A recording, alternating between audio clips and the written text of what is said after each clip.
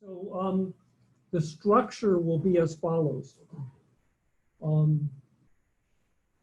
Brian will present for however long, maybe 30 minutes, maybe less, pleading for forgiveness. He'll give a presentation to us 3 committee members and also for those adoring fans who are here. Then after his presentation, I will call on you, Luna, as the external person to ask questions or inquiries, and then Brian will respond. Then after that, Jim Ryan, the second internal committee member, Jim will ask questions and Brian respond. And then as the chair, I'll bat last, ask some questions. And then at that point, this is a little bit of the aerobics for today. Everyone who's in this room except me and Jim will leave just for a while. And then we'll confer with Luna. And then you all will come back and then something, no one knows. Las Vegas, you know. What about the possibility of them asking questions? Well, tell me, oh, Aaron, he who remembers everything, how have we structured it in terms of Q&A open to the public? And just about every defense I've been to, the committee leaves to do their conversation while everyone else stays in the room, and that's when okay. Public questioning occurs. So we can't do that for physical reasons. So you all have to leave, and I guess you can ask Brian questions in the staff lounge or something. Yeah, It's fine. I don't know what. Yeah. Okay. It works for me. grab the champagne and. Well, no, the champagne is after he gets a response. Yes, whiskey first, then. It's not like you don't give the roses till after the performance. Yeah. Okay, so if that works for everybody, that would be great. Colin, did you just? Oh, he's behind me. Yikes.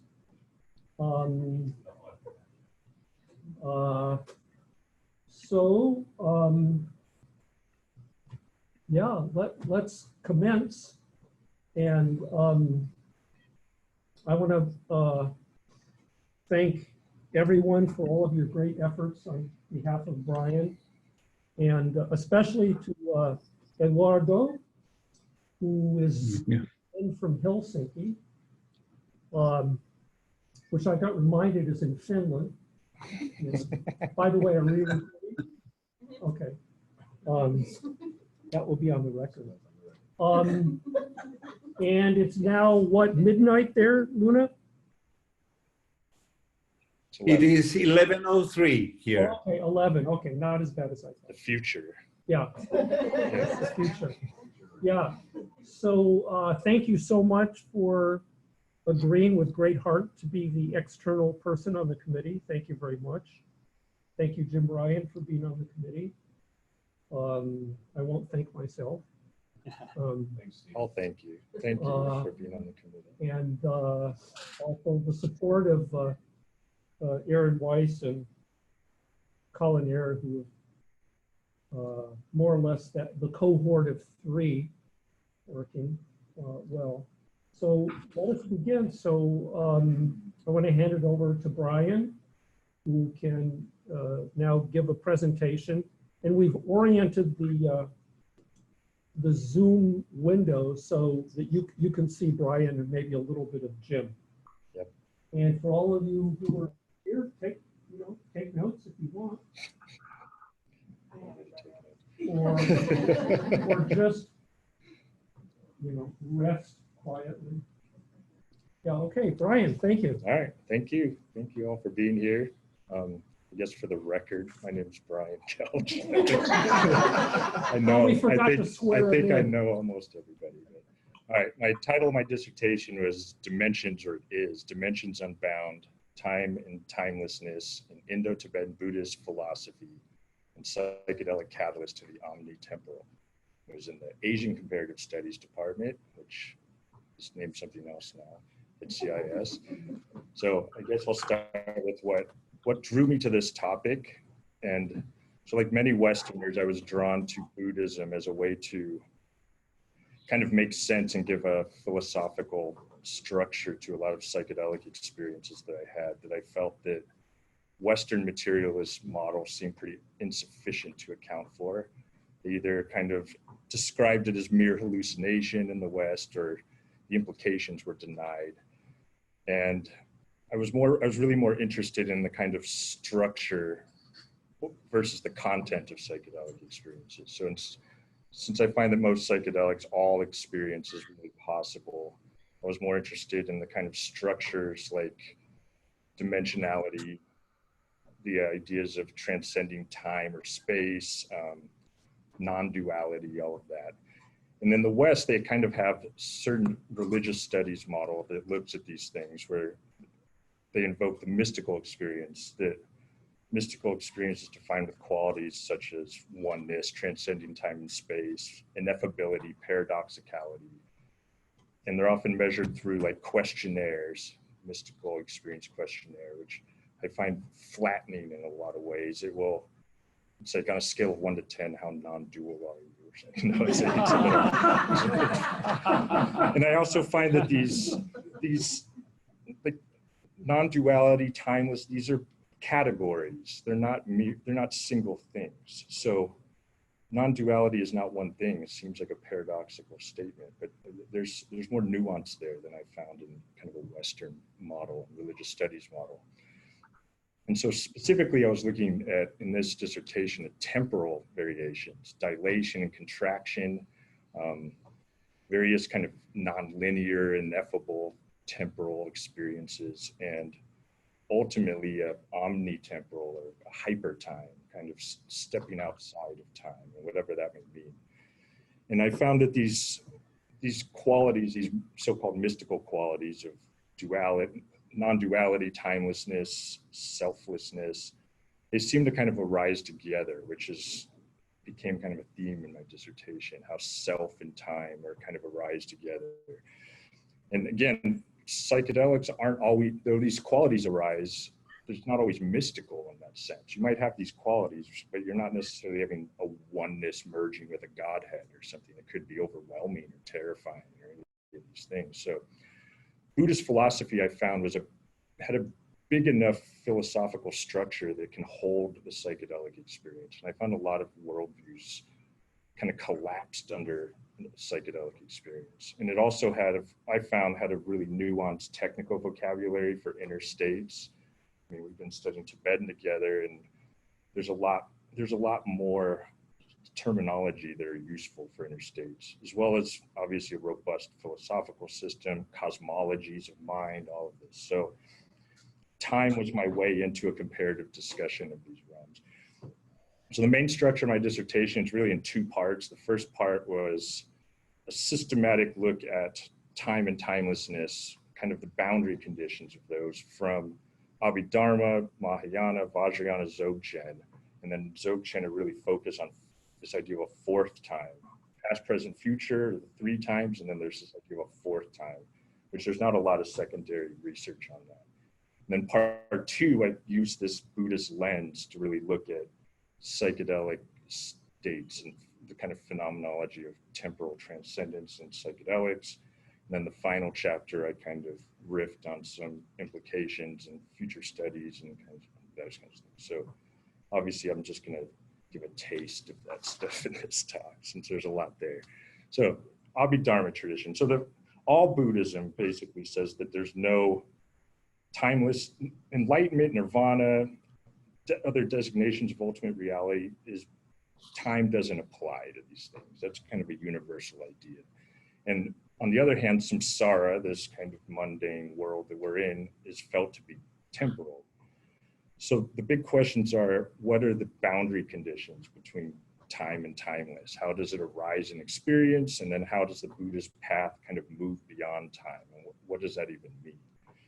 And in Buddhism, time isn't really spoken of directly. So studying these things touched many aspects of Buddhism. So starting with the Buddha, he said that existence, samsara, is described as having three characteristics, which is there's no self, it's impermanent, which is kind of the temporal aspect, and it's fundamentally unsatisfactory, suffering, the first noble truth. So I really, it's how far can we take these statements? So the early Abhidharma systematized kind of these claims with an atomistic model of reality, just kind of deconstruct selfness and all these irreducible factors of reality called dharmas. And these dharmas have their own self-nature. They're irreducible, and these traditions, many of them claim they actually exist. And the combination of all these dharmas make up a full and complete picture of account of all of reality, mental and physical, all of these. And it's a limited number, 75 is the Sarvastivadin. It's almost like a periodic table for all of reality. But in these traditions, time is not a dharma. It arises as a secondary characteristic. There are two major categories of dharmas: condition, which is samsara, meaning it's causal, and the unconditioned is uncaused. So the causal samsaric world is described through causes and conditions. All these dharmas come together through causes and conditions, they generate all of conditioned reality. And they use a metaphor of seeds. So a cause is like a seed, and all the conditions are the soil, the sun, the water, and the fruition. The fruit is kind of the effect. So all these dharmas are simultaneously causes, conditions, and fruitions. And their activity, whether they're active, they were active and are done, or they're not yet active, define past, present, and future. That's how they define time. But they say the dharmas actually exist, not in three times, but as three times. And Buddhism also denies any first cause. So this web of causality is beginningless, it's forever. So that's kind of the no self and temporal thing broken down. But the impermanence, this other aspect, how far can we take impermanence? So keeping with the atomistic models, these Abhidharma traditions looked at a smallest time, a smallest interval, which they called a moment, which are defined as an irreducible smallest thing. And it's defined in many ways, but one is the amount of the time it takes for a dharma to arise when all the causes and conditions are present. And so moments immediately disappear, which is the impermanent. As soon as they arise, a new moment comes up, and each moment is a distinct new dharma. So two moments, two different dharmas. So a lot of questions were really argued within all various traditions, such as, do moments have duration? Does that violate impermanence? How do the edges of a moment behave? There's an onset, there's a decay. Do moments touch? Are there gaps between moments? How does causality or latent kind of karmic conditioning connect through time, all these moments? So I won't get into all of that, obviously, but basically they're saying all of mental and physical reality is momentary. It's kind of a temporal pixelation. Even matter, which seems like it endures, is a homogeneous series of distinct moments. It isn't a thing that stays. It's different. So how does samsaric temporal experience arise then? If we have an idea of time, to the Abhidharma traditions, they describe 6 facets of consciousness. Your 5 senses, seeing, hearing, smelling, tasting, touching, and this kind of 6 higher mental functioning, the mind facet of consciousness, which language, memory, expectation. So the 5 senses are immediate, they're present, they have no sense of time. It's what is present, it's gone, it's here, it's gone, it fluctuates around. And the 6th one kind of makes sense and structures these 5 aspects of time. And they often describe it like a film strip. It's responsible for the kind of feeling of continuity between these discrete moments. And they have these practices such as mindfulness, where they actually claim that you can notice the gaps, you can experience the momentariness of reality, including the kind of rise and fall of each moment. So moving on to the Mahayana a bit. So they basically reframed these Abhidharma traditions and expanded this idea of having the no personal self to include no self of all phenomena. So these dharmas, which they once saw as existing, now they're saying they don't exist. They are empty of selfness as well. And so this denial of inherent existence is also called emptiness. Emptiness is synonymous with dependent origination, so that all these phenomena, because they arise in dependence on each other through this kind of causal web, mean they don't have their own self-existence and they're empty. So this whole web of conditionality is propelled by a bunch of factors, beginning with ignorance to knowing the truth of these kind of reality. You might remember, you might have heard form is emptiness, emptiness is form, the Prajna Paramitra Sutras. They're non-different. So Nagarjuna is said to be the founder of the Madhyamaka tradition. He used these argument using emptiness and dependent origination to deny the existence of all three times. The past, present, and future codependent on each other, co-define each other, so are thus empty and don't have inherent existence. Also went as far as denying the ultimate existence of causality, causes and conditions. And so this kind of led to this idea of having two truths. There's the feeling, the idea that conventionally there's time, but ultimately time is empty. And that goes as far as the emptiness of emptiness, and gets pretty wacky after a while. I took another logical position too of this, framed as called a tetralemma, which denies all these kind of opposite pair, existence and non-existence, or both and neither. So in terms of time, there's time, denying the ultimate existence of no time, denying that there's both time and no time, denying that there's neither no time or time. So it's really only a paradox if you assume that there's a law of excluded middle there. And that was meant to kind of dissolve the fixity of conceptual reference points. The Yogacara, another Mahayana Indian tradition, they claim that there are only moments of consciousness exist. And they expanded this idea of having 6 facets of consciousness to having 8 facets now. And this 8th consciousness is also called a substrate or storehouse consciousness, sometimes the unconscious. It's not conscious of anything, but it's defined as these kinds of, these seeds, these potentials of causality. So it really accounted for, it solved a lot of problems of latent habitual tendencies and karmic results over time and all these kinds of questions of how things connect. And it's described a lot of times as the source of temporal experience, but because it's kind of proto-experiential, it's proto-temporal as well. And this 8th consciousness is the ground or the basis of all the others. It's not separate, but the other 7 facets arise together from that 8th.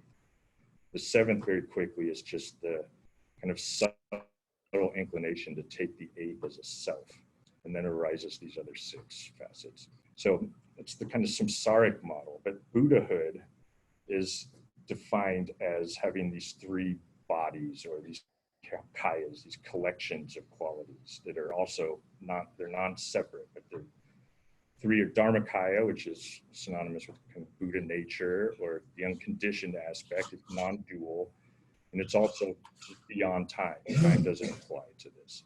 And the Nirmanakaya is the aspect of Buddhahood, which is in time and space. So it can think of like the Buddha Shakyamuni, who is actually taught in a particular time and place. Then there's the Sambhoga part, which is really where time and space emerge. It's a visionary, Tinley Norbu Rinpoche called it non-material spiritual reality. It can be thought of maybe a display or an interface to the Dharmakaya. And we'll get into that in the Vajrayana a little bit. So what to take away from this is Buddhahood is both unconditioned, but is active within the conditioned temporal world for the benefit of beings. So the path of the Mahayana is the practice of the 6 perfections, the paramitas, including prajna, wisdom, and this dissolves ignorance, which sets that chain of causality in motion. So because it's the first factor of dependent origination, this wisdom kind of reverses that causality and thus dissolves time. So the cultivation of wisdom and the realization of emptiness results in this kind of fundamental transformation that they call asraya paravriti. And it's a transformation of what they call the basis, which is the eighth consciousness. And this is a transformation from duality to non-duality, which transforms these eight consciousnesses into the three kayas. The eighth is Dharmakaya, seventh is the Sambhogakaya, and 1 through 6 is Nirvanakaya. So this dissolution through dissolving ignorance, one stops causality or dissolves causality. It results in the dissolution of the duality of self and time, and thus dissolves suffering. All right, the Dzogchen and Vajrayana, and I looked at the Kala Chakras a bit, but I'm going to skip that for this because there's not time. But briefly, the Dzogchen tradition translates as supreme perfection. It's part of the Nyingma and Bon tradition. It's esoteric. It's quite difficult to describe shortly, but there's elements of Madhyamaka and Yogacara, and they explain samsara nirvana as non-separate or non-dual. And there's specific practices to realize this. So there's an idea of, there's a ground, different from this eighth consciousness ground, but a ground of reality or basis that gives rise to the bifurcation into either samsara or nirvana. And synonymous with Buddha nature, Dharmakaya, the nature of mind. And it's described as having these three non-separate characteristics. It has an essence, which is empty, which is Dharmakaya, a nature, which is luminous, you can think of as Sambhogakaya, and a responsiveness, which is unobstructed. And this ground or basis could be thought of the source of both confusion, which is samsara, or liberation, nirvana. And it's metaphorically described as a mirror, which has a nature to appear. So these reflections are either recognized as itself, which is also called rigpa or gnosis, and that's a Buddha, or it's not recognized. There's confusion or bewilderment, and that's ma-rigpa, confusion. That's a sentient being. So the bewilderment energy radiates out of this ground, as well as liberation energy. And the bewilderment energy becomes this eighth consciousness, the basis of samsara, followed by the remaining seven. And thus what results is we project objective reality onto the luminous aspect of the ground, which now appears dualistic and temporal. And so it's said basically that time is not a reflection of the Buddha, but a reflection of self. It's a beingness, a selfness. So it's a bewilderment-fueled collapse in a way into serial temporality. So if we return to the Buddhahood aspect, the three kayas, the Sambhogakaya, that's the emergence of time and space. It's defined in like 5 characteristics, one of which is called perfect or certain time. And this is also known as a fourth time. So the 3 times, as I said, was past, present, future. There's also terms for no time. And now we have this idea of a fourth time. And this fourth time is described in many ways. It's described as the evenness of the 3 times, or the time of equality, or indeterminate time, or the revolving wheel of eternity. It's beyond past, present, and future, and I'd call that omnitemporal or hypertemporal. And it's said to be the direct experience of the true nature without conceptual barriers. And I claim that this is distinct from being no time. So I have a little quote here from Patrul Rinpoche. He says, the essence is shunyata, or emptiness, the condition of the nature of the mirror. If one knows or recognizes one's essence, that is to say, if one knows that one is the mirror, then everything comes together simultaneously at one single moment.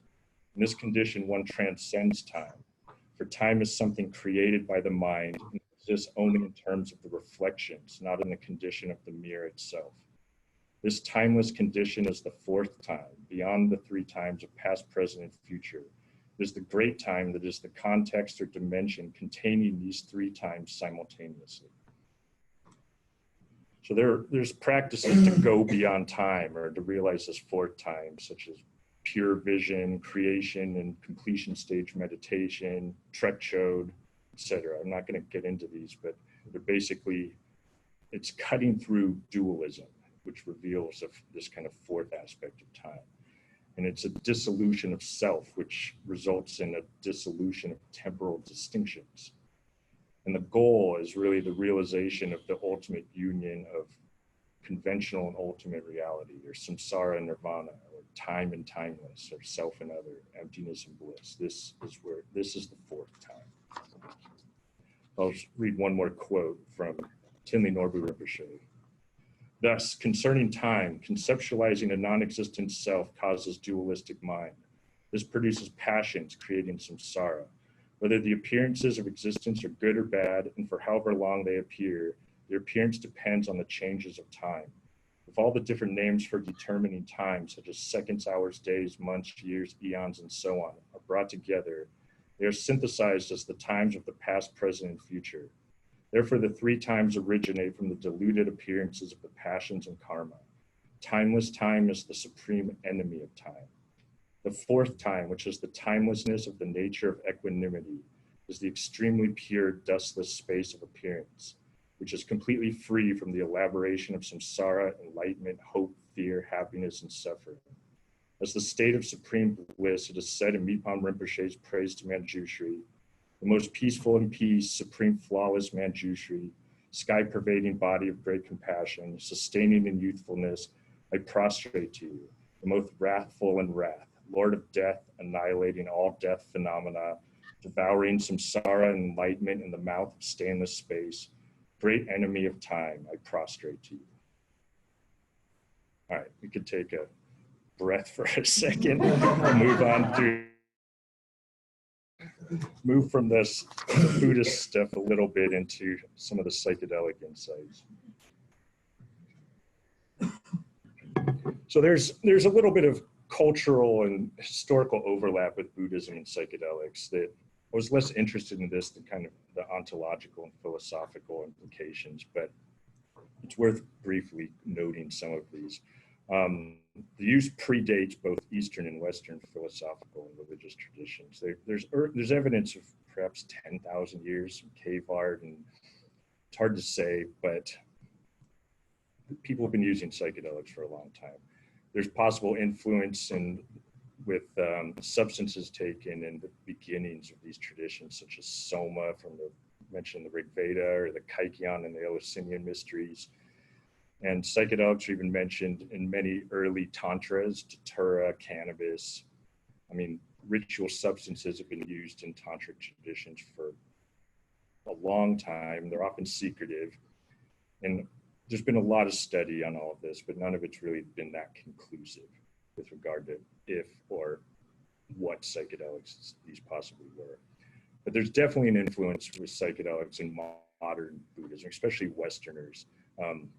Tricycle Magazine, a Buddhist magazine, did a poll in the 90s, and they found that 83% of those respondents had tried psychedelics, and the general population is like 8%.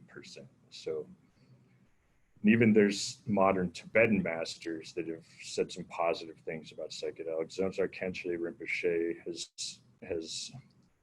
he mentioned that early use of psychedelics in Buddhism weren't used for healing, but to shift from duality, which he's says is the essence of the Buddhist path. And he's talked about, he's experienced psychedelics at least 4 times. And he said that it confirmed to him that everything is mind. Chogyam Trungpa Rinpoche also said that it could be a useful method, but he also described it as kind of a super samsara. It's not generally accepted. There's a lot of controversy, but anyway. I'm more interested in the possibility of temporal variation, obviously, or transcendence. Time dilation and contraction is reported everywhere. People can relate to what time dilation and contraction is.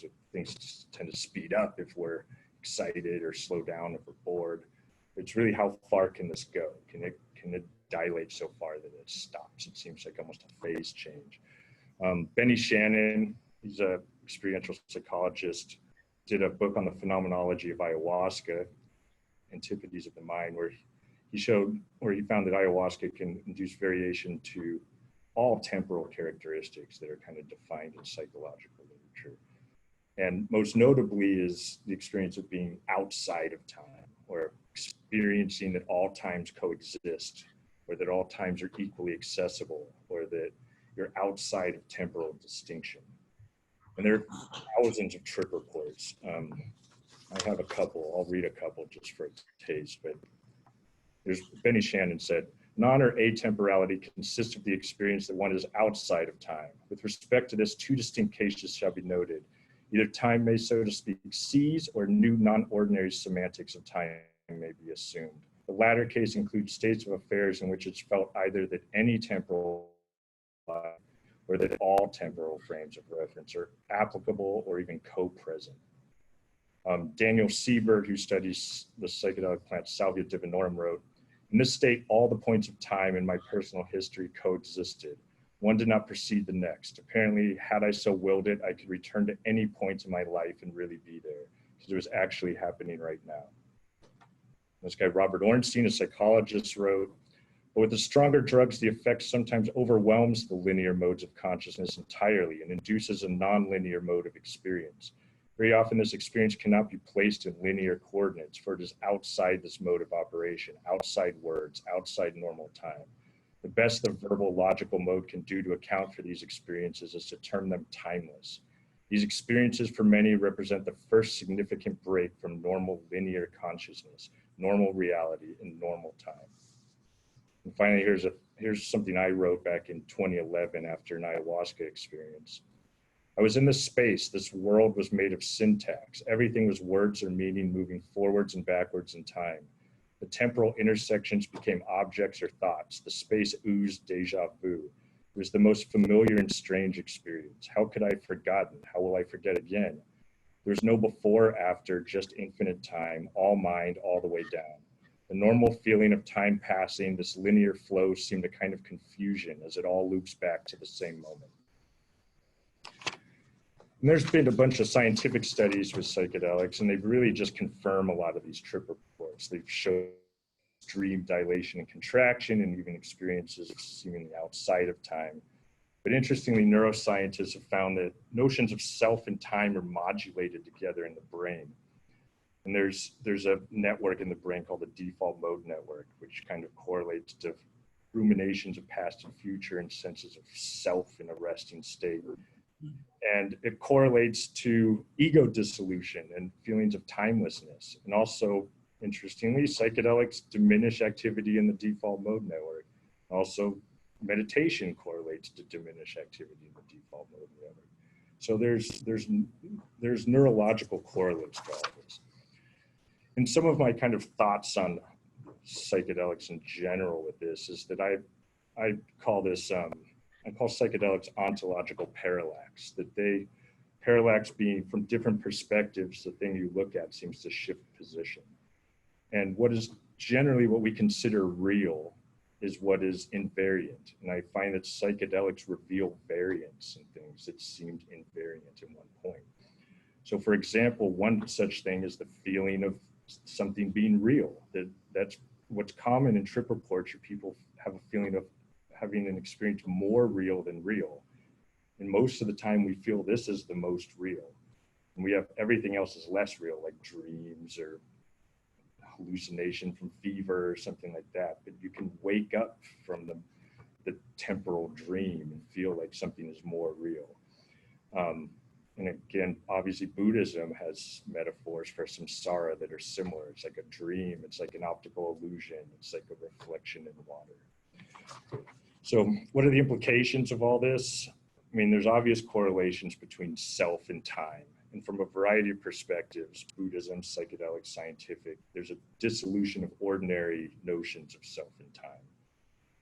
And in Buddhism, this dissolution is a result of right view, part of the Eightfold Path. And the big question really is, do psychedelics aid in right view? So it's really important to be aware of a false equivalency here. Psychedelics are not enlightenment. Experience is not a non-experience. Buddhists explain the unconditioned is uncaused. So you can't meditate into enlightenment. You can't take substances and cause enlightenment. It's just by definition, doesn't it comply? But they do overlap, obviously, in interesting ways, Buddhism and psychedelics. They both have there's a deep command of ritual that's important, which is a careful calibration of set and setting to work with mind and time, on a controlled environment to familiarize yourself with selflessness or timelessness. Both work with boundary dissolution. There's many examples in psychedelic states. There's the dissolution of dualism, between self and other. There's dissolution of the boundary between senses and this idea of synesthesia. Buddhism has many examples, obviously completion stage meditation. You dissolve the boundary between visualization and self. They use metaphors like pouring water into water, or the inside space and outside space of a clay pot that's broken. It's a merging that was never really separate. Now, obviously, Buddhism and psychedelics both require a cultivation of mental discipline and flexibility. So how might they inform each other? Buddhism has mapped all of these inner stabilized states of consciousness and a kind of refined cosmology. They've identified spiritual traps, pitfalls, such as don't attach to experiences, don't attach to blissful experiences, don't attach to horrifying experiences. On the other hand, psychedelics provide an amplified environment and feedback mechanism for kind of mind training. You can learn to navigate the subtleties of mind. You can deal with fear and overwhelm. You can familiarize with non-duality and timelessness. And so some kind of brief conclusions are that an examination of time is really an examination of the nature of mind and reality itself. Why do we really care about this is that ignorance is suffering in time, and the cessation of suffering is a liberation from time. So might the psychedelic experience verify some truth claims of the Buddhists, and might the careful and nuanced philosophical models and techniques of Buddhism contribute to the quality of people's psychedelic experiences? And the deeper claim really is that there's a there there, that these profound states of consciousness can reveal something ontologically robust and meaningful as to who and when we essentially are. Thank you.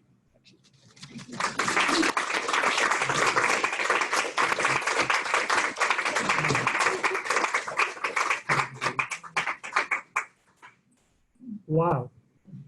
Maybe Derek can choreograph that. I volunteered.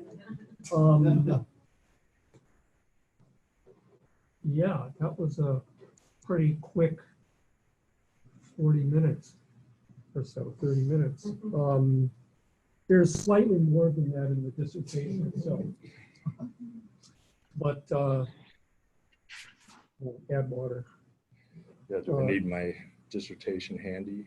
Yeah, anyway, thank you so much. For those of us who had the privilege of reading the dissertation, hopefully we're going, oh yeah, right, I remember him making that point, you know. Yeah, so thank you very much. And now I turn to Luna, who as the outside external reader, it's really carte blanche. You may have questions, observations, insights, and basically it's sort of a dialogue of sorts between you and Brian for as long as you want to go, and then the other members. So please, Luna, the stage is yours. Thank you very much. Well, first of all, I'm very, very impressed by Brian's work. It's almost like a meditation, because every page I found something which I have to think of twice and 3 times and again.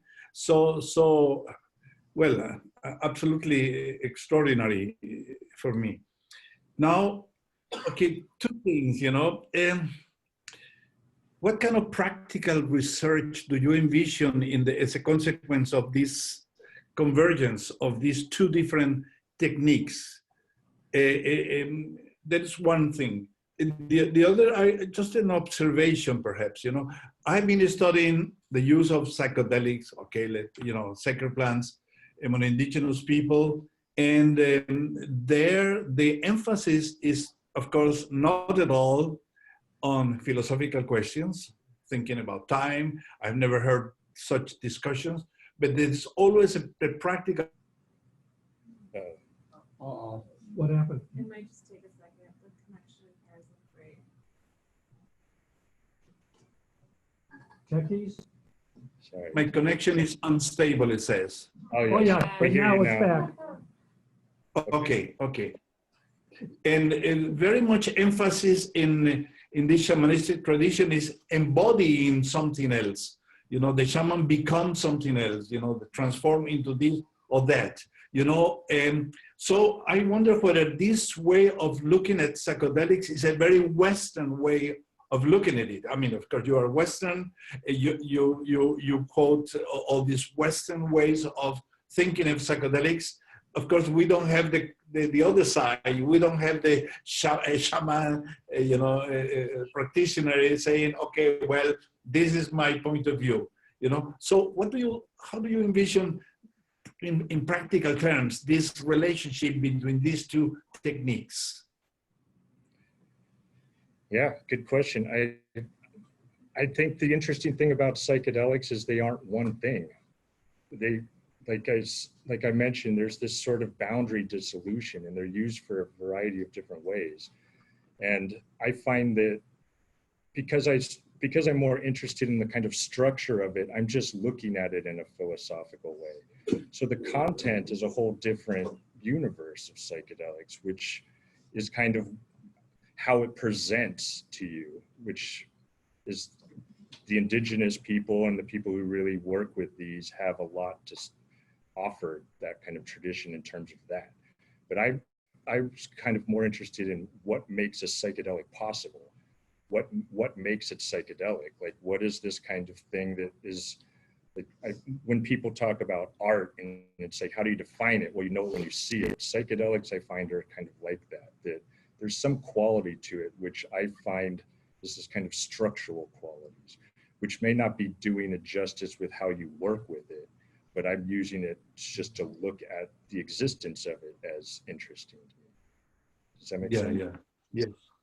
Yeah, absolutely. Well, I have been myself interested in the phenomenology of the visual, you know, aspects, you know, how they present and following Benishano. Now the question of time, I have never thought really. The connection is bad. Yeah. It's the subject matter. It's getting hot. I think it'll probably do the same thing. No, it's a subject matter. Okay, sorry, it's spazzing a little bit. I missed the question there. Can you hear me? Yes, I can hear you, but I didn't ask. I heard somebody asking. Oh, I didn't hear. You mentioned Benny Shannon and the phenomenology. Right. No, I was saying that I myself, and you read my chapter, I was interested in the phenomenology of the visual, how it presents itself and so on. So I'm very seldom you find this kind of discussions, you know, philosophical discussions, and people doing psychedelics or, you know, in the meetings even. So always there is also the purpose of the psychedelics, very little philosophical discussion. So I'm wondering, how do you envision this kind of dialogue? How can we, in practical terms, having Buddhists taking psychedelics and discussing the thing, these concepts? Yeah, I think Buddhism's a specific case where I think psychedelics can help with philosophical discussions more broadly. So like I'm saying, those kind of mystical states, ineffability, linguists could be very interested in what that means to present within it. I mean, there's a lot of implications, philosophy of these so-called expanded states, seeing, or the ontological shifts, this more real than real. I mean, we rarely have the opportunity to have experiences like that. So it's kind of a testing ground for the range of experience that is even possible outside of the content of the visions. Because the visions, I find that everything is, anybody could tell me a psychedelic experience they had and it would not surprise me. It's all possible, really. The surprising things are these things that you couldn't imagine, these structural, like I was in two places at the same time looking at a third version of me. Like, it's hard to make something up like that. Yeah, yeah, right. Yeah, yes. I have one more question here. You quote Benny Shannon saying, the more meaningful something is to us, the less bound by time it becomes. Yeah. Have you thought of it? Because you put this, but you didn't expand this as far as I understood. Yeah, it's a dense statement. I could definitely see the opposite as being obvious. The less bound of time, the more meaningful. So maybe it's isomorphic. It's the meaning and time can go together like self and time. You know, it's a good question. I'm not sure exactly. I mean, obviously, I find a lot of meaning in the less time, as that was the whole subject of the dissertation. And there's a lot of meaning. Right, right. Yes, yes. Okay, well, I pass the word to somebody else, and perhaps later on I would get in. Okay. You know? But anyway, Brian, I am absolutely very impressed. I love the dissertation, very well written. I learned a lot, and I have to read it again and again. I hope that it will be published, you know? Thank you, thank you. Great, thank you, Luna. We now turn it over to Professor Jim Ryan. Yeah, I feel almost that I should do disclaimers or something in regard to to this dissertation. My knowledge of Buddhism being somewhat thin, doctrinally and philosophically, remarkably, seeing that I've been in this department for so long, I've heard enough from Stephen and from Dr. Wu and Rina Sarkar, so I kind of sort of know what it's about. I mean, I've taught, you know, the basic stuff, the 5 skandhas and all that, but I mean, this is really at the core of it. I'll just say that you're taking the reader on a tour of the Buddhist terrain in you know, the Indo-Tibetan terrain, using time as the kind of hook to discuss all these philosophies. I mean, I think, well, you know, Steve's the expert, but for people who aren't experts on Buddhism, this would be a great book to describe the essence and development. We don't use that term anymore. Essence isn't a good term for Buddhism, but the development of Buddhism. I mean, it was really great. I learned so much from your dissertation. It was really wonderful. I mean, it was really cool. And I also really saw in your description the psychedelic nature of Buddhist philosophy as you move along. I can really see how various aspects of Buddha mind reflect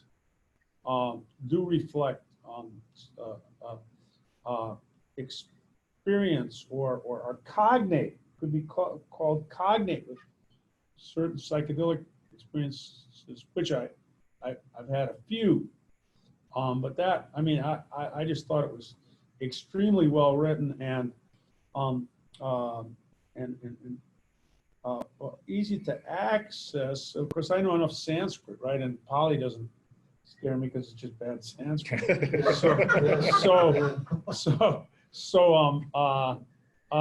You know, that would be something to think about, to edit out a little bit for the general reader. But I really thought that was great. I often say that I don't think I would understand Indian philosophy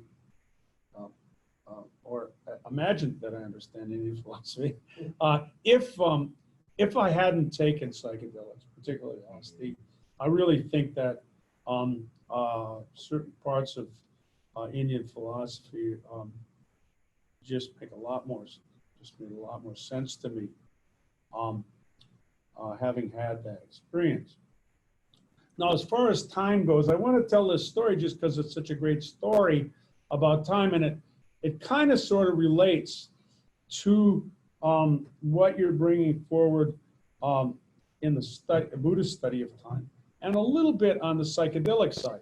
I had association with some people in Albuquerque, a group of Native Americans who were meeting every year to discuss the nature of reality with quantum physicists. And a lot of these people were, deep practitioners of, North American, Central American, sometimes South American, Native American, First Peoples,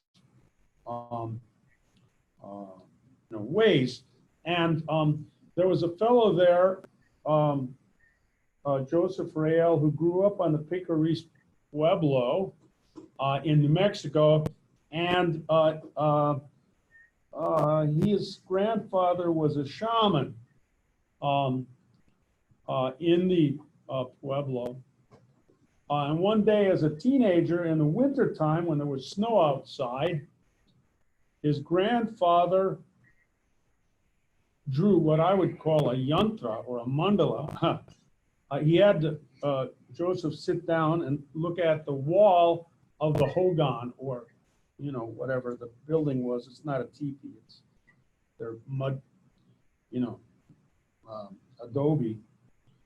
And then he drew in front of him what I would describe as a yantra or a mandala, a design on the floor, and chanted what I would call mantras in the Tiwa language.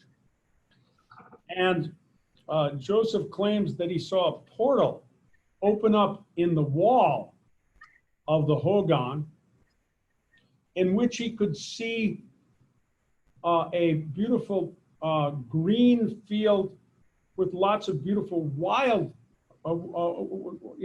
flowers in it. Then his grandfather proceeded to walk through the portal and walked a bit and disappeared for a while, came back after a while, chanted a few more mantras to close the portal, and then he threw a handful of spring wildflowers down in front of Joseph Rael, and he, and not only he, but other Native Americans that were there, always used to say there's no time, that past, present, and future are all simultaneously present. And it seems really that, from your examination of these materials, that seems to be something that comes up. Now, I was trying to think of a good question, and I couldn't think of anything really that good, but I was just wondering,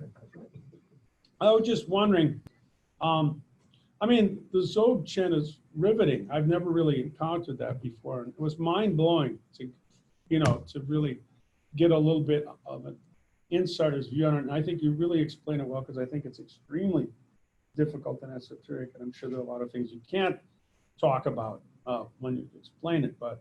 But this was my question. Experientially, because you talk about this fourth time in the Dzogchen does quite a bit of kind of discussion on the nature.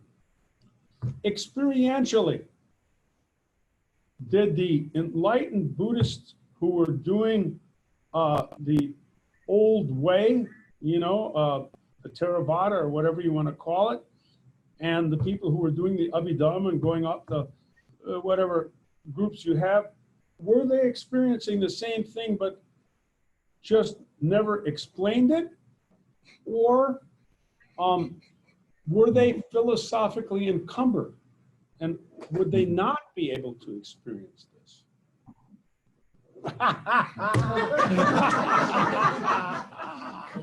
You can speculate. That's my Yeah. question. Okay. It's the best I can do. Well, obviously, I can't know that at all. Yeah. Yeah, to speculate, it's hard. I mean, there's the idea of yogic vision and seeing all the times. There's descriptions of the Buddha, the many qualities, and one is seeing all the times. Yeah, omniscience. And there's how, and the Abhidharmas, Dharmikas, they try to use that as evidence to say that the future actually exists. Okay. When they were trying to explain that all dharmas do exist and people argued against it, they're like, well, they say that a Buddha can see the future, so it must already exist. Obviously, the philosophical sophistication at least wasn't written down in that way. I mean, the time and not time neither being existent. So I think that's out of my pay grade as Steve. Not easy to say. Anyway, that was a question that occurred to me. Obviously, you know, if you're a believing Buddhist of one faction or another, you would have different answers to that question, probably. I know that Mahavira, who's the founder of Jainism in India, another heterodox cult, they claimed that he knew everything all the time. So he knew all times, always. And of course, the Jains claimed that the Buddha was not as omniscient, that he could only perceive all things at particular moments, but did not know all always. You know, I think that would be a difficult state to maintain, by the way. I mean, talk about the ultimate psychedelic state, would be that would be rather difficult. And I think sporadically or episodically perceiving everything would be, at least in human form, an easier thing to bear or do. But anyway, that's just a reflection on the claims of omniscience of Buddha, which it seems to me one could argue probably the Dzogchen is just laying it out. And but to answer my own question. I'm not sure on the psychedelic end. I have a good question because I think you've narrowed it down pretty well. You're looking at the atemporal or omnitemporal experience, and you're not really looking at what the goals are of traditional cultures. Take these various psychedelics, but your claim, I just want to be clear, your understanding really is that this atemporal or omnitemporal experience is pretty much common amongst the known kind of, what can you say, natural psychedelics that we know of in shamanic contexts and so on. Is that a feature experientially as far as you? I think it relates to kind of the question you asked. The previous one is that I don't think people have the language or necessarily the ability to parse exactly what is happening. Yes. So there's all these accounts of I was outside of time or time lasted forever. It's just not specific enough because the general population that takes psychedelics doesn't have a rigorous technical vocabulary to kind of, what's the difference between no time and omni time or whatever in between. So it's hard to say if it's universal and whether my own experiences translate to others, because I could read into theirs based on my own. Yeah, and it may be the traditional traditions, you know, they don't really bother talking about it that much, or mythic time. frame it. Eliade talks of mythic Yes, of time, course, yeah, and- he likes or to- great time. he likes So to there's these other generalize, kinds yeah. of ideas of another time, Yeah, which is outside of this Indo-Tempore kind is of the thing, linear yeah. time. Yeah.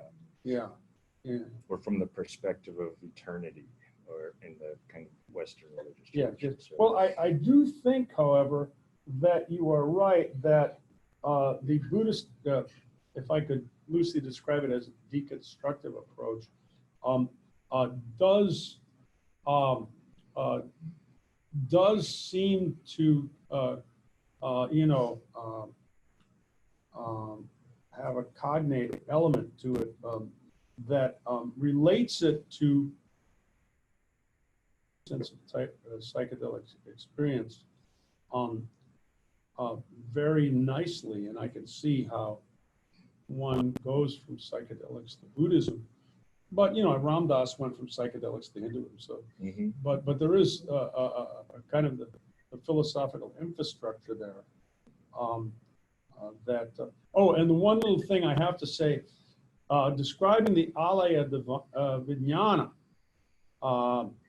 as being a torrent Mhm. was just a complete change of consciousness for me, Mhm. because it's reified philosophically so much, and they like to compare the Alaya Vijnana, the storehouse of consciousness loosely, to the Vedantic and so on, and reifying it. But the thing, but quoting, you were quoting, I think, the Sanskrit, Vasubandhu. that it's like that it's a torrent, really changes where I was at with it. But anyway, okay, but it was terrific. I mean, that was really a great dissertation. It was a great read. I learned a hell of a lot. You framed it nicely. I think your chair of your committee probably was helpful in that. And the whole trick is not to say, is to say, I'm only going to talk about this and then talk about it, Yeah. rather than jumping in and talking about things and you get yourself stuck into things where you can't really do it. And so I think it was very nicely framed for, if you think about it, throwing psychedelics in on top of Buddhism as an academic project is tricky. It's tricky. It has to be framed. Anyway, I thought you did perfectly well. So Thank you, Jim. Appreciate it. I'm going to squeeze in between the two of you. So you can Okay. pretend to see all the torturers in one shot.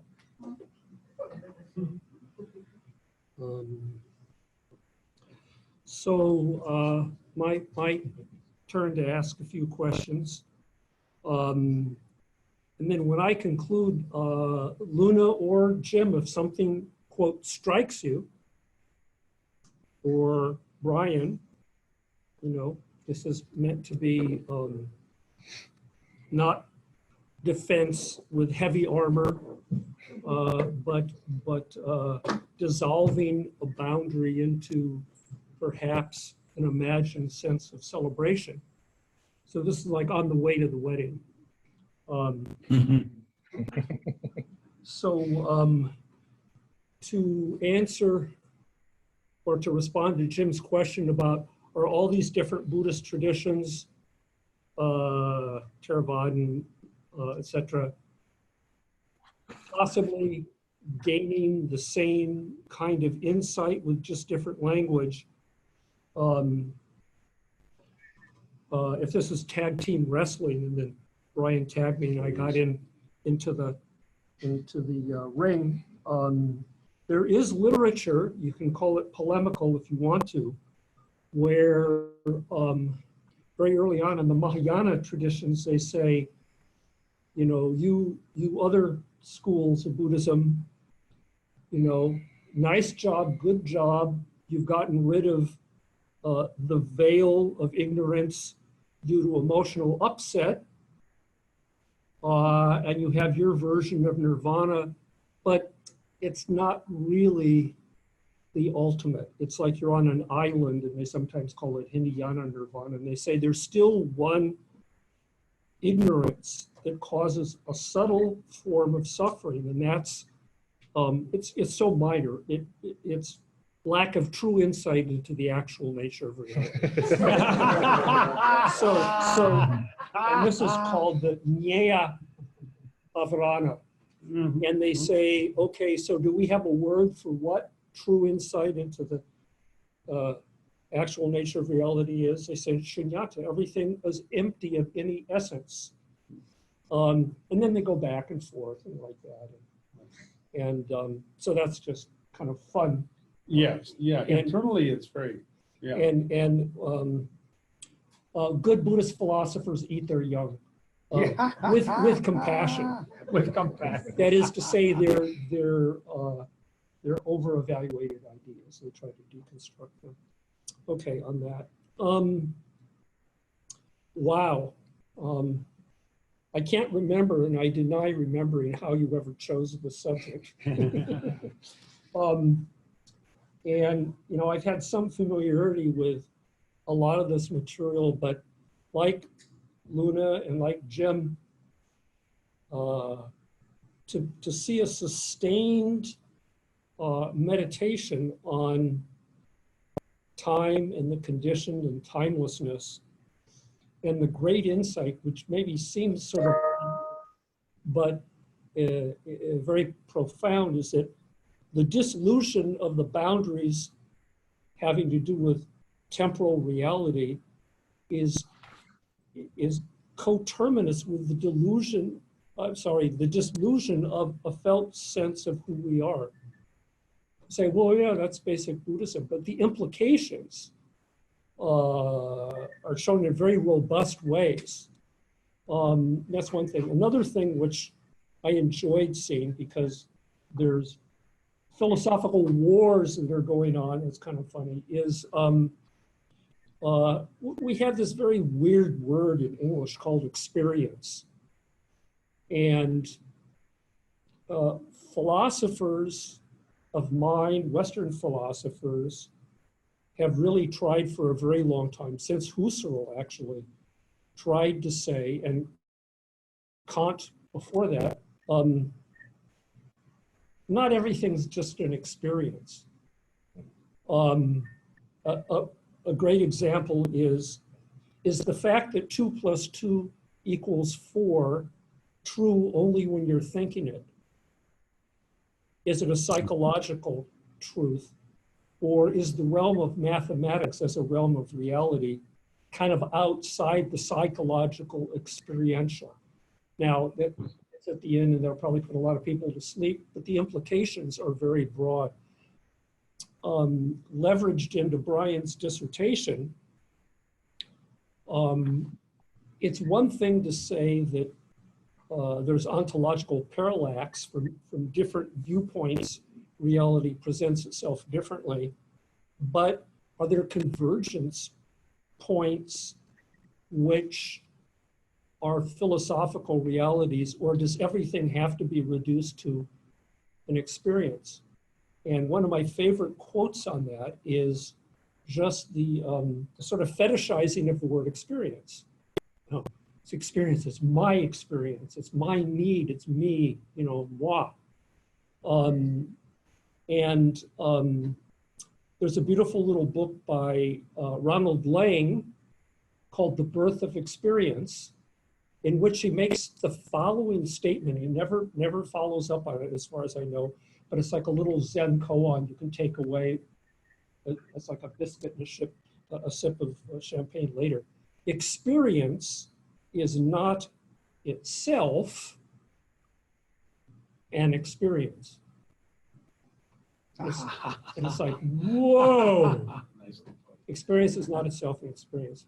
And it's so amazing that when Brian Googled that to see where it was in Birth of Experience, Google definitively proved that that quote was not actually in the book.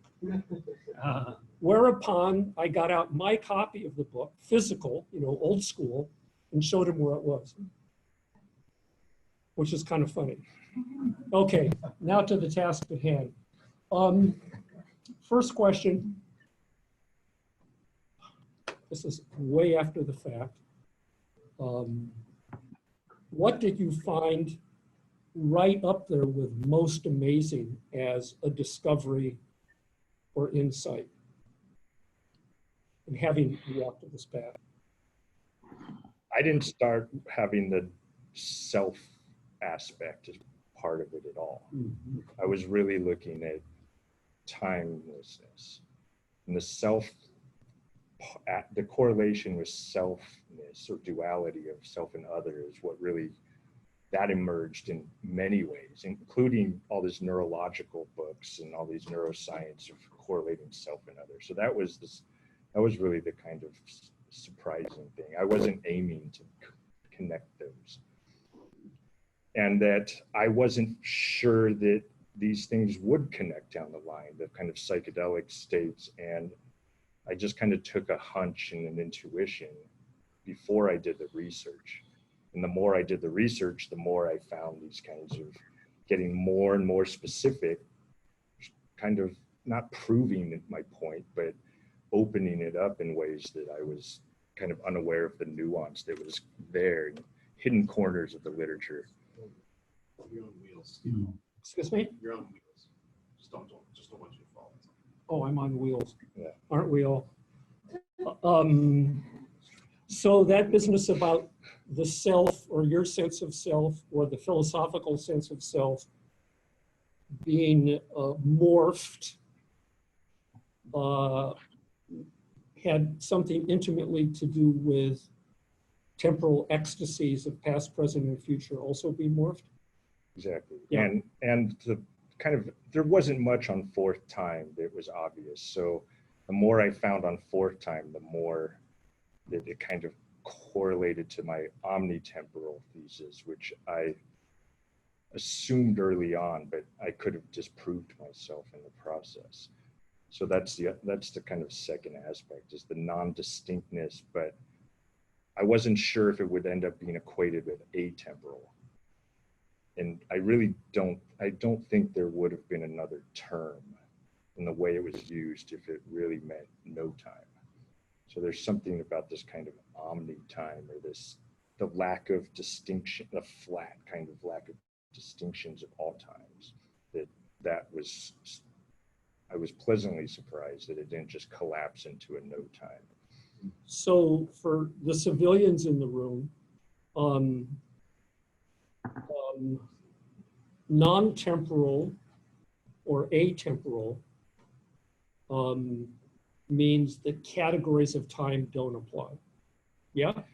Well, And non-time is a little Yeah. bit different, Well, right? yeah, an example of non-time would be this certain kind of cessation, paravritti, naroda paravritti, or Samapati. samapati. Yeah, it's what Gunther called it, an induced coma. Yeah, like when you get knocked out. So there's no cognitive functioning except maybe your amygdalas. That You know, experience, there's no experience. there's no, and then you come out of coma. And you come out. And like, where were you? It's temporary, but non-temporal. Right. So that would be an example of no time. Like it's just nothing happens in terms of your perspective in a way. And to me, that there's a big distinction of that than feeling outside of time, even in a psychedelic state where Right. something's happening. It's not just a still point. Okay, that's very helpful. I want to ask Jim a question about being outside of time and stuff. The state of Turiya. Oh, Turiya, yeah. Turiya. Yeah. So it's like deep something. Yeah, And well, then how do you come back? Or just a, well, again, it's completely indefinable naturally, and that's, with all of it. I mean, it's a Sanskrit term. but that is really a state of consciousness. It gets termed with terms, but these terms are not meant to reify the experience, Satchidananda. Some people say, oh, it's being consciousness, bliss, but not really, because it's not an experience like that. For our limited understanding, we can say that that person who's in Turiya or in the highest state in the Vedantic context is experiencing Satchidananda, but that is it's not true, and it gets kind of misinterpreted. I think probably not just in the West. I think probably in India also gets misinterpreted philosophically. The Vedantas were very careful to understand it, that the ultimate state is an indescribable state. Thank you. Another point, or a point of interest, is if you talk about doing certain esoteric practices, which are considered to give one direct access to the actual state of reality, and the two shouldn't be conflated. There are certain traditions that say one can achieve, if that's the right word, a deathless state. That is to say, one has transcended, overcome, or dissolved notions of birth and death. And if you're a, we are the world, let's hug all human beings and lead with the foot of great compassion for those who suffer, and you say, well, like, so what? Isn't that just your kind of private Idaho? Aren't you just going into this special state? It's said that those beings, and they mention Padmasambhava and others, who are there are active energetic presences that one can pray to or visit, not unlike, if anybody's still sort of a pre or post Vatican II Catholic, the communion of saints. You can actually, there's a doctrinal thing, that you can actually go to and receive the blessings, which will never give out, etc., and that can sustain you and overcome some of the horrific aspects of suffering. So you see, any point we say, we could go down the rabbit hole and be here forever. One last question. Oh, well, Brian makes at many, many different points a distinction between an experience and an insight, which is a kind of experience, and direct encounter as the ultimate state of reality, which he reminds us, the traditions say, is not to be conflated with experience. So then this is where language hits the wall. Like, what are you talking about? It must be a very special kind of experience. And these traditions say, strangely, well, at its most esoteric level, strangely, Buddhism's not about experience. It's about a kind of awareness as the ground of reality, which is invariant across all experiences. This might make you, yawn, but this, you might say, well, is it a particle or a wave? Is Schrödinger's cat alive or dead, etc.? For some, this is just nosebleed area that's not very interesting. For others, it's really crucial. And one of the joys, for me at least, a bit in reading Brian's work is, and he said it in person, he says, a lot of people, I mean, not denigrating, but a lot of people who take psychedelics and theogens are doing it for healing purposes.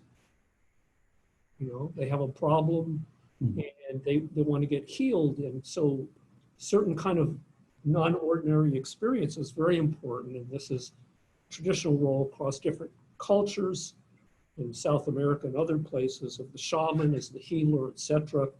And that's great. You don't have the malokyo, looking at you. And then Brian goes, yeah, I'm not interested in that.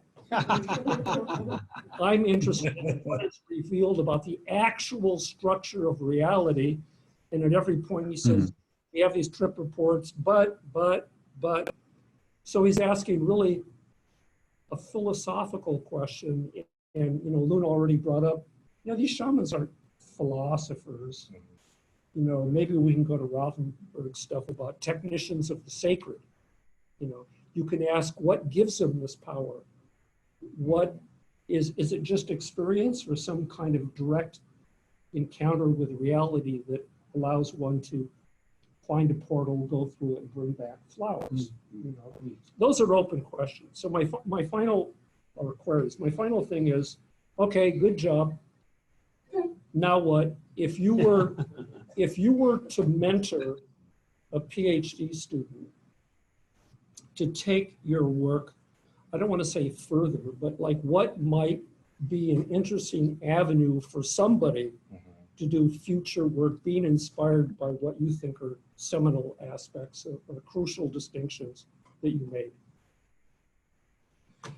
It's a good question. There were a few things that I kind of listed in my final chapter about, and one that I really find is most interesting is this idea of entrainment, which is that time is contagious in a way, that everything is cycles and we align and train to these cycles. So the fact that we seem to all share a sort of temporal calibrated flow could be arbitrary, but requires a group. You know, it's, if you were on your own, you could detach from that kind of calibratedness. And I think there could be a lot there of being with others. The fact of being with others results in a calibration of time. And then there's a lot of ritual practices is a way to use time to move people into altered states. So sadhana practices of ritual chanting, it's like dun dun dun dun dun dun dun dun dun, and you're breathing together, and there's a rate, and you're moving into another time In a group practice, Buddhist, in Buddhist context, and different kind of shamanic cultures using rattles or drums, and so there's a way to use time to move beyond time. And I think it's a thing I sort of mentioned, but I didn't go so deep into that. But there's a lot there, I think, that could be very interesting. Well, you probably want to take a break for a while, but hopefully you heard the business about a book. Yeah. Luna is saying, well, practically, you know, notions of interfacing with those who have a primary interest in theogenic communities, or you may just, you know, become like Greta Garbo and retire, you know, for a while. You may want to be alone, but we hope that you're not. You know, we hope you come back. And that concludes. I mean, anything come up, Luna, you want to ask, re-ask, or Jim? No, I just want.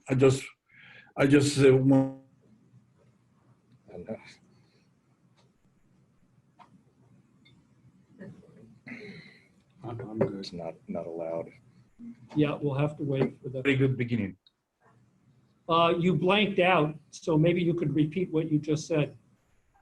All right. You know, I was saying that this is a very good, Brian opened a very good avenue for philosophical discussions of the psychedelic experience, which is very, very seldom you see it, you know. I mean, so far I have been into conference here and there, very seldom you find this kind of discussion.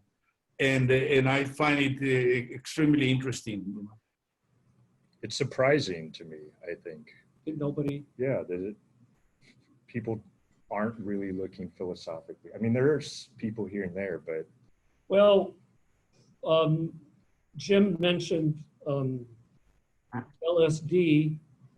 I can out myself a little bit on that, but I would always take LSD back in Berkeley in the day with mathematicians and philosophers, but it never got further than this. We're sitting by water running, and someone says, how many distinct movements of water, torrents of water do you hear? Long silence. I then answer, 8. Long silence. And then the guy who asked the question said, yes, I also thought there were 8. Long silence. Response, actually there are 9. Long silence. And then I said, yes, 9. But that's as far as it went. So with that, I would ask everybody in the room except Jim and myself to joyfully leave. We can have a little bit of a, and then we'll come back. And so after much deliberation, we're happy to announce and introduce to you Dr. Brian Kelch.